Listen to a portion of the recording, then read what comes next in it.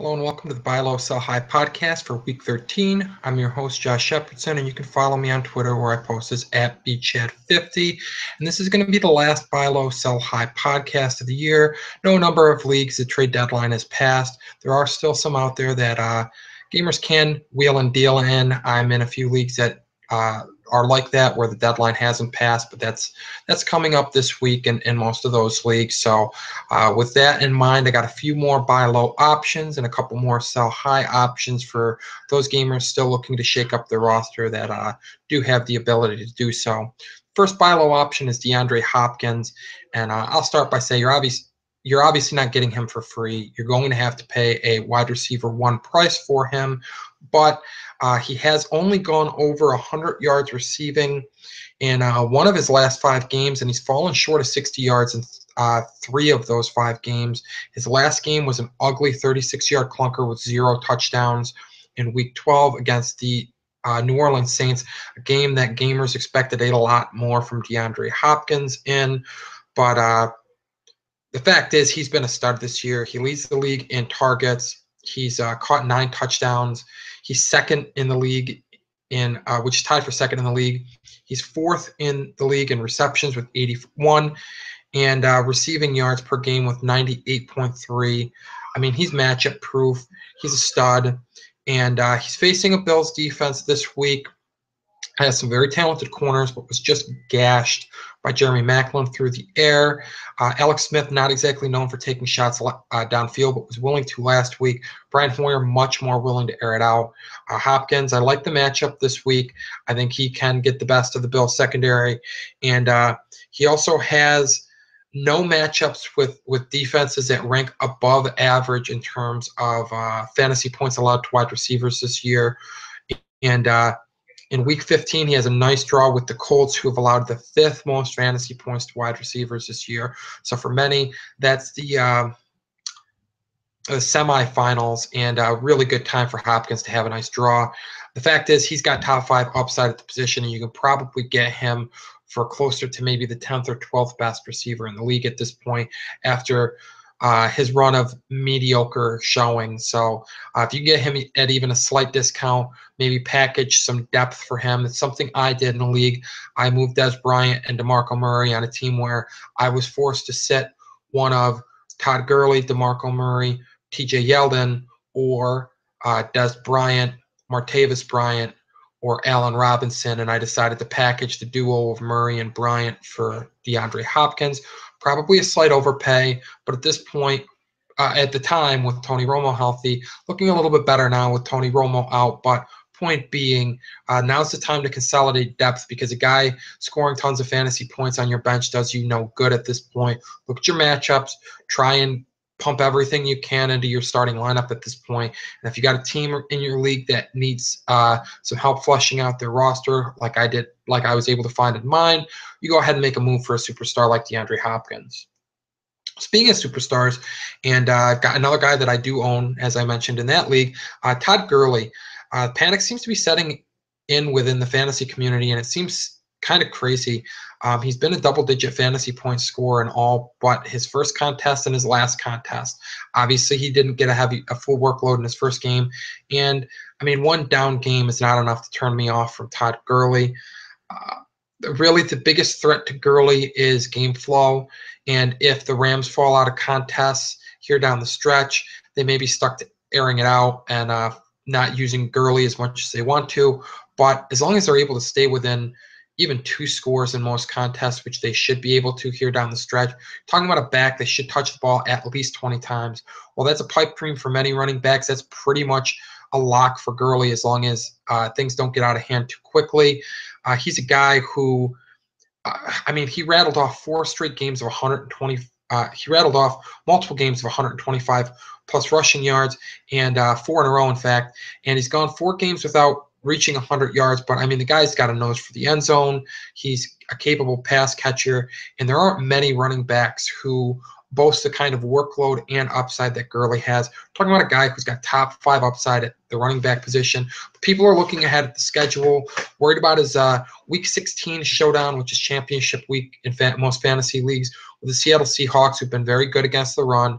I certainly understand the fear there, but Gurley really is a matchup-proof running back with, just elite upside that's not matched by many backs. You could put Adrian Peterson up there ahead of him safely, but that's basically it. This is a guy who is capable of going off for over 100 yards rushing in any contest based on workload alone, but also because he's ripping off just big yards per play.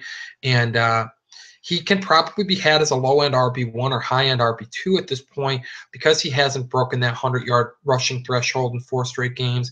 And there is a little bit of content out there, articles, NFL content on NFL Network and such, suggesting moving on from Gurley because of his schedule. I'm going to take the exact opposite approach. I think this is a great time to cash in on grabbing Gurley at maybe a slight discount that you shouldn't be able to get him at. Moving on to the other side of the spectrum, and we're going to go to the sell highs, and guy that's actually been in this column before has continued to produce. That's Delanie Walker. If you sold him already, you missed out on a few good games, but if you got a decent return and you got a tight end like Julius Thomas, who I suggested getting in trade if you were moving on from Delanie Walker, you aren't too upset because Thomas had a big game last week. But if you moved him for peanuts or just didn't get another good tight end, then probably a little bit upset about his recent performance. If you're still holding Delanie Walker, you've gotten his great recent performance, but now really is the time to cash out. He has one more soft matchup, and that's this week with the Jacksonville Jaguars.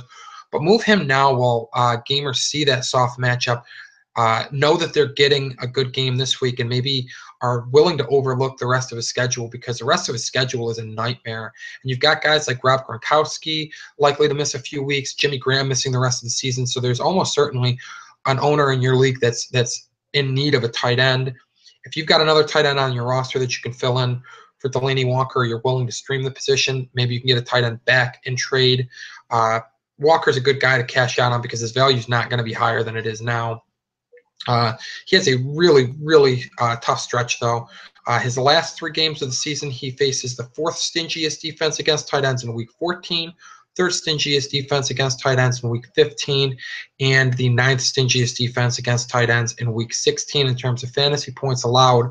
The Jets, Patriots, and his final opponent have been really tough against tight ends this year. Not good matchups for him.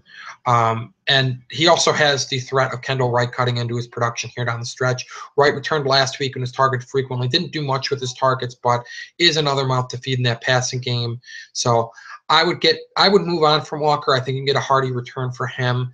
And even if you're I wouldn't suggest maybe streaming tight ends. That's taking it to an extreme. But if you can get an okay tight end in return, and maybe you use Cameron Brate this week or this week and next week, a guy that I suggested in the streaming and waiver wire article, I think that's a pretty good move because Walker's got a chance to put up some pretty ugly lines against these tough defenses down the stretch, and that's not helping your roster at all, especially not when you can cash out now and get something that can help you more during those weeks.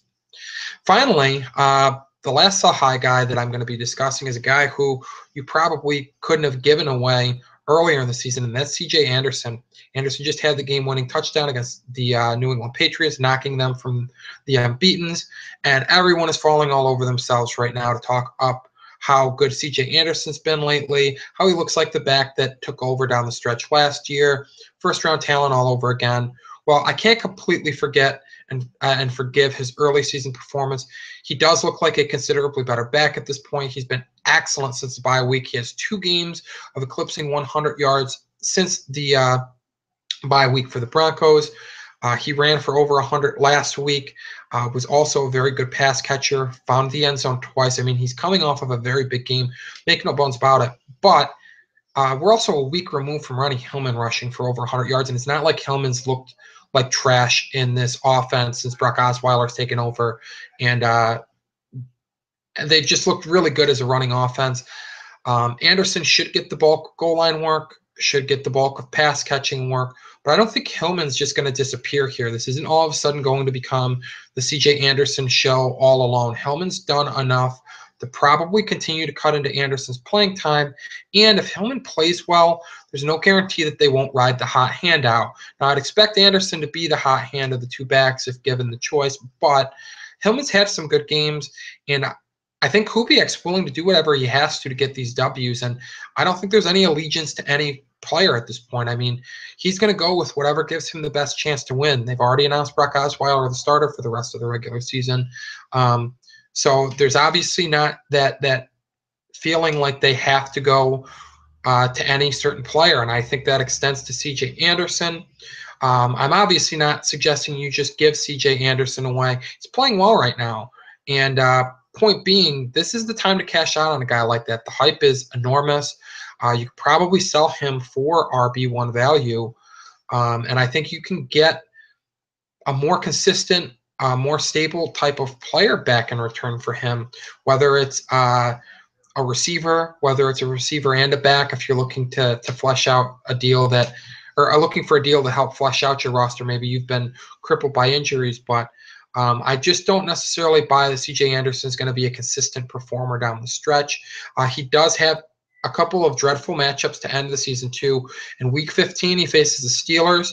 They've surrendered the second fewest fantasy points to running backs this year. And in Week 16, he faces the Bengals, and they've yielded just the 10th fewest fantasy points per game to running backs this year. You have to keep in mind the Bengals struggled early against the run with Vontaze Burfict out as well. They've been better with him back in the fold. Those are two really bad matchups during crucial weeks in the season. Most likely your fantasy semifinal and your fantasy championship game. That's not a good time to have really bad matchups. I would cash out on Anderson now. Look for somebody that maybe has a more favorable matchup during that time period too, if you want to go that route. But I think the time is now to cash out on Anderson. Again, don't give him away. If you held on to him this long, you certainly earned the right to shop him and get a decent return for him. And with everybody going goo goo gaga over him and crazy, the asking price, start high and make somebody come down to a more reasonable price. And on that note, that's going to wrap things up. Thank you for checking out this podcast this year.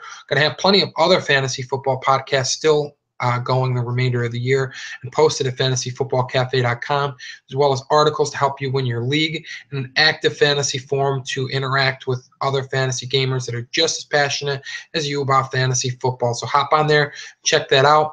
And until next time, good luck.